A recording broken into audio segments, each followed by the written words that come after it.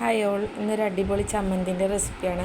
നമുക്ക് ചോറിന് കൂട്ടാനൊന്നും ഇല്ലാത്ത സമയത്ത് പെട്ടെന്ന് ട്രൈ ചെയ്യാൻ പറ്റിയ ചമ്മന്തിയാണ് കേട്ടോ. വേറെ കൂട്ടാനൊന്നും വേണ്ട.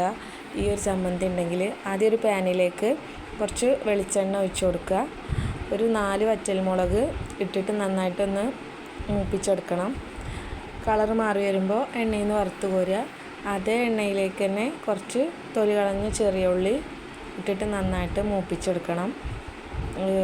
ഉള്ളി ഒരു ബ്രൗൺ കളറാകുമ്പോൾ നമുക്ക് എണ്ണയിൽ നിന്ന് കോരിയെടുക്കാം. പിന്നെ അതേ എണ്ണയിലേക്ക് തന്നെ ഒരു ചെറിയ കഷ്ണം പുളി ഇട്ടിട്ട് ഒന്ന് ചൂടാക്കിയെടുക്കുക.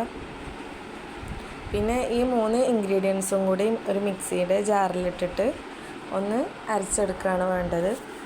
കുറച്ച് ഉപ്പ് നമുക്ക് ആവശ്യത്തിന് അരച്ചെടുക്കുമ്പോൾ തന്നെ ചേർക്കാം കേട്ടോ. ആവശ്യത്തിന് ഉപ്പ് ചേർത്താൽ മതി. പിന്നെ അരച്ചിട്ട് വേണമെങ്കിൽ പിന്നെ ആഡ് ചെയ്ത് കൊടുക്കാം. നന്നായിട്ടൊന്ന് അരച്ചെടുക്കണം.